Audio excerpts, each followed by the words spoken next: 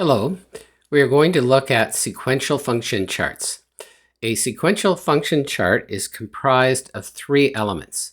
One of them is a step, second is an action, and the third is a transition. Each of these steps, actions, and transitions automatically receive a new numerical value, for example, 0, 3, and so on, as we add the step or the transition. Now, the very first step is called step 0, and the first step that you see in the program is called the initial step, and it's kind of special compared to the others. It has two squares around it instead of just one, and it's the first step that the program enters when you start the program. In that three little dot box, these are the step properties, and the main one that we should consider here is the timer preset. So if I want a delay of 5,000 milliseconds or 5 seconds, I'd enter the value 5,000.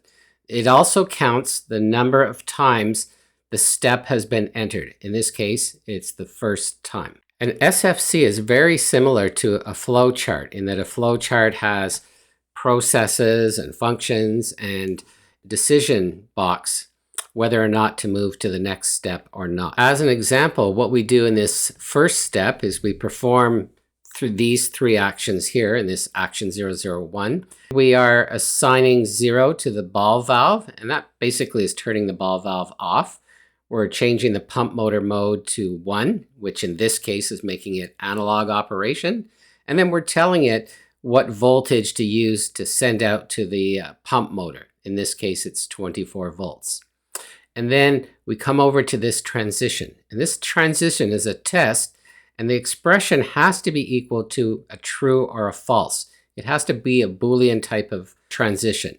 And in this case, we're making three tests, the first, second, and third, and they're being logically ANDed together.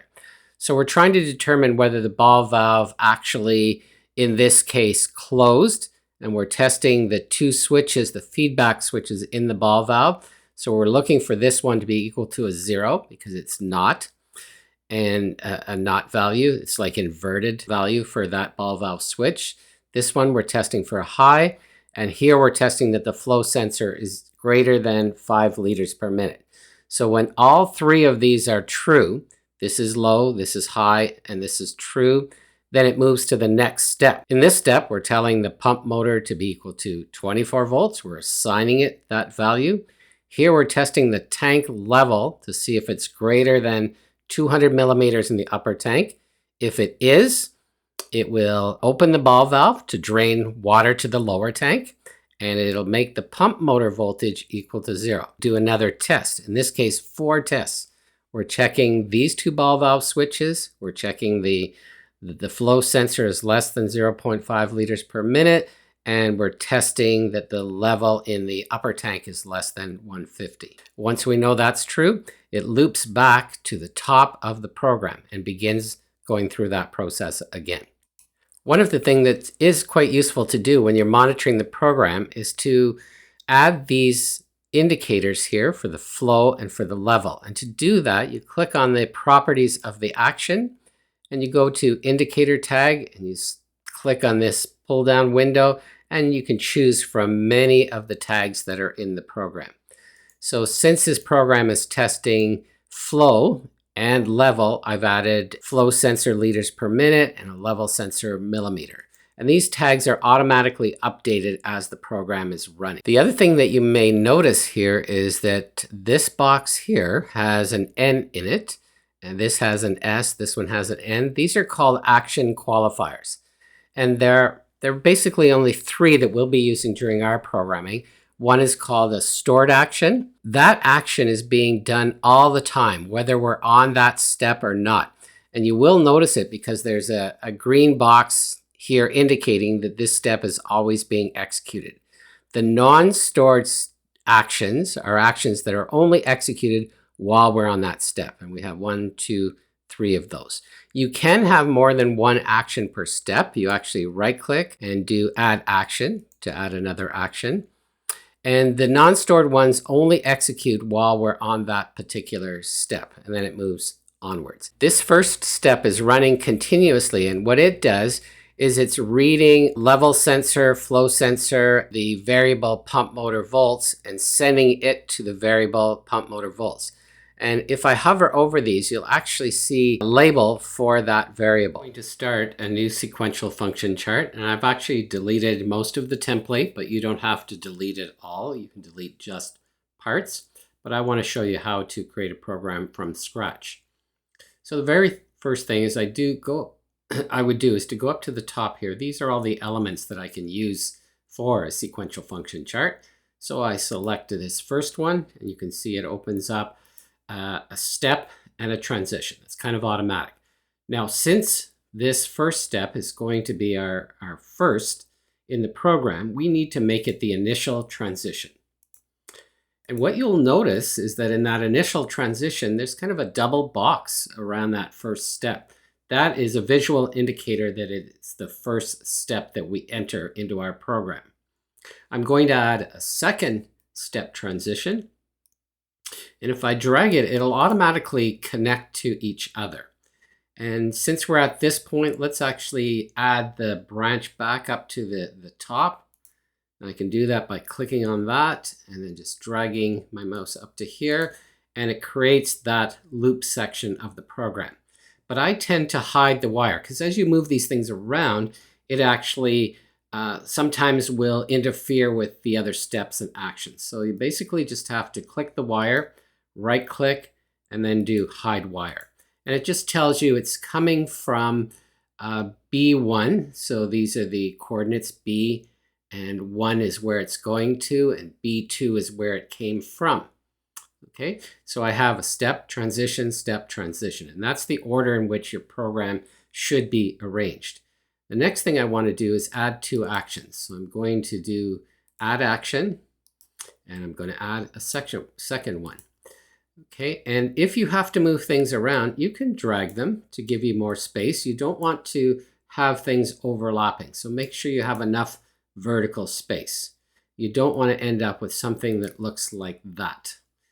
Okay, so give yourself enough space, and I think I will have enough here. So in this action box, what I want to add is the level sensor millimeters. So I'm going to type it in. Basically, you double click on the box, and then you can just type in the first few characters of the variable name. So mine's going to be level. And it will find all of the variables that start with LEV, for example, and I want to use level millimeters. So I select that, and then I'm going to say that that's equal to, okay, and then in brackets, level sensor integer, and it should find it. Yeah, level sensor integer. And then I'm going to divide that by 10,000, and then in brackets, and then multiply it by 300. And I'll explain why I'm doing this. Because what I want to have happen here is that the level sensor integer is the tag coming from local 2 input channel data, which is actually my level sensor. And it'll go to 10,000 when it's equal to 10 volts. And when it's equal to 10 volts, you divide it by 10,000 and multiply it by 300. That's going to give you the level in millimeters. And we want that action to be performed all of the time, not just during this step. So I click on the action qualifier, and there's a little pull down window, and I want to select stored, because that will cause it to execute all of the time, not just while on that step. The next line I want to add is the pump motor volts. So I'm going to move to the next line, and I want to have it say pump motor volts, and you can see it's going to find that right away, and I'm going to assign it the value of pump motor volts 24, and it should find that pump motor volts 24. Oops, I didn't enter it completely. You have to hit the enter key. Pump motor volts 24, and I'm going to divide that by 24 and then multiply it by 10,000 to give us the voltage value that we're going to send out to that port. I think this is the 10,000. You have to finish that statement with a semicolon. Okay, so that finishes that part. The next action is I'm going to close the ball valve. Well, actually, yes, I want to start off with the ball valve closed. So I'm going to say ball valve control, assign it the value 0. That's going to close it. And then I want to make the pump motor mode. You can see it finds it here very quickly. Pump motor mode equal to, and you've got to get the correct syntax or you'll get an error. And I want the pump motor mode to be equal to 1. That makes it in analog mode of operation. And then I assign a value to pump motor volts 24. And that initial value is going to be equal to, let's say, 24 volts. So we get it running at full speed. Now with the pump on, I want to have a transition that's going to test when the level of the tank has reached 200 millimeters. So to do that, I have to enter the value level, and it's level sensor millimeters. I want the real tag. I want to see if it's greater than 200. Okay, and once you do that, it will show you that particular value. And the next test down here is going to be equal level sensor millimeters, and that's going to be less than 150.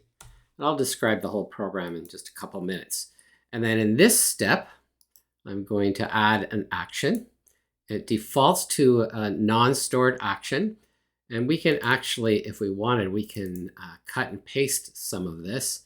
So I'm going to actually copy all of this and do a copy. And I should be able to paste it here. Okay, it saves me a little bit of time. And we're going to make an adjustment here because I don't need to have that value all of the time for the pump motor mode.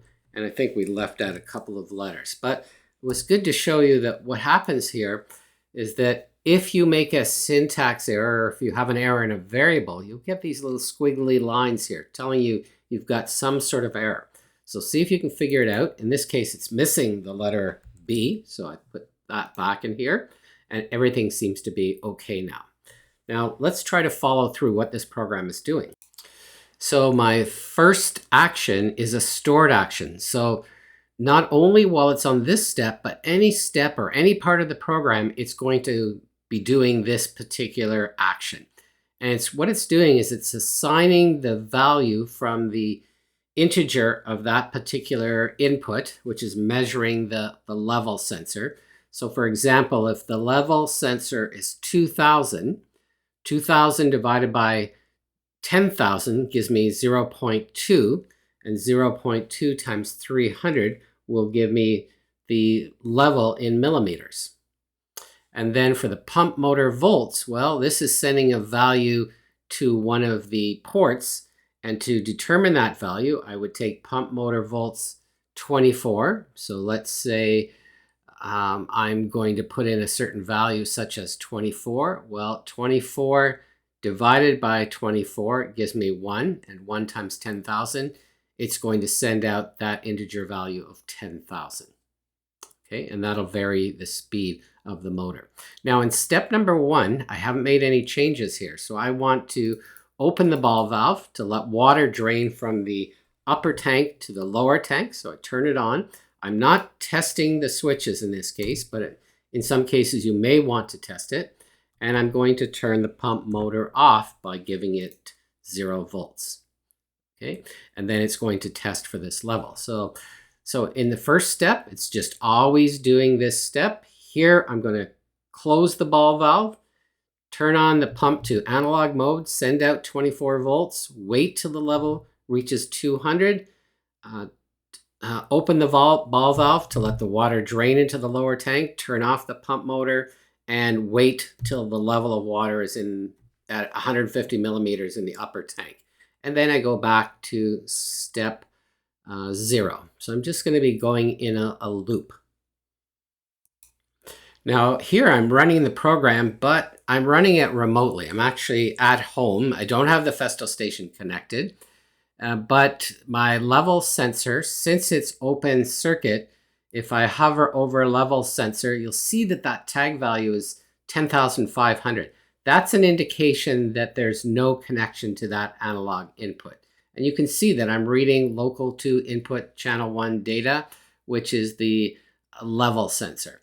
And the pump motor volts, well, I have assigned it 24. Okay, well, actually, I haven't assigned it anything yet. So since this value is 0, that value is going to be 0. But here, I do assign it to 24. But then down here, I assign it 0. So that's why currently it's equal to 0.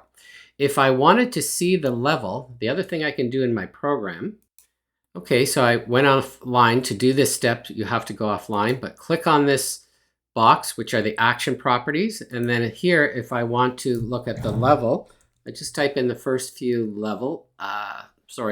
letters, and then I can look up level sensor millimeters and click apply. And now it sits in this box. So I continuously know the value of the level sensor.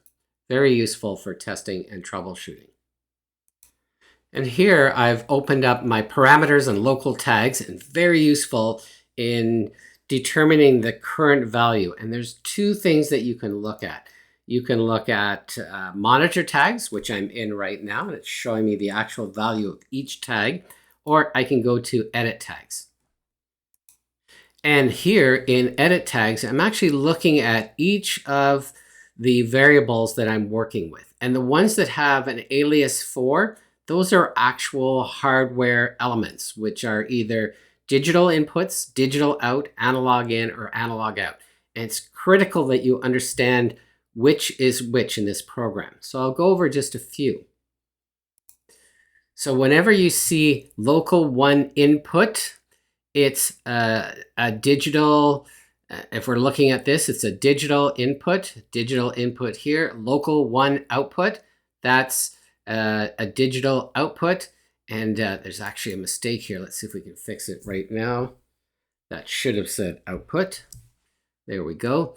And then the flow sensor, that one's not being used. Flow sensor integer, that's the value actually coming from the analog input channel 0. And then we have a level sensor. These are the analog inputs, pressure sensor, and I think there is one more, temperature sensor integer. So these are all coming from the physical ports, giving us a value between 0 and 10,000. Whereas when you look at a bit like local 1 output, this is a Boolean digital output. And you can see this is a helpful identifier. If it's Boolean, it's digital. If it's integer, it's one of the analog ports, in or out. And if it's real, it's a conversion from an integer value to a real value. So really take some time to go over all of these. And these are just the styles. So decimal values for Boolean and integer, whenever I get to real, it's a floating point type. So you'll notice that every real value, float, float, and so on. So these are the engineering units like voltage, millimeters, millibars, degrees Celsius, pressure in millibars, and so on, and degrees Celsius. Those will be all engineering units. So now I am online, and you can tell that I'm online because of the green boxes that you see up here and the green markers on the step. Now, it's important to notice the differences between two actions that I'm using here. One is stored and the other is non-stored. So the non-stored only executes that action while it's on that step. And the reason I'm sitting at this step here is if I hover over my level sensor or look at this variable here, my level sensor, and I think you just have to click anywhere in the other part of the screen and then go back to that sensor. And you can see that this is the real tag, and it's giving me a value of 315. And the reason I'm getting that value is if I come up here and hover over my integer value, it's reading a voltage of 10.5 volts or 10,500. And when that gets converted to millimeters, it's 315. Okay? And that's because I'm not connected to the real system right now. So if I wanted to add a delay, this is where I would do it. I would go into the step properties and change this, for example, to 5,000. And you would test it by looking for step 000 dot done. That's how you would or test a time delay. So hopefully this information is helpful in completing Lab 6B.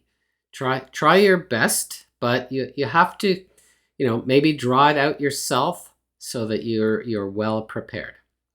Hopefully this little demo will give you some extra guidance along the way.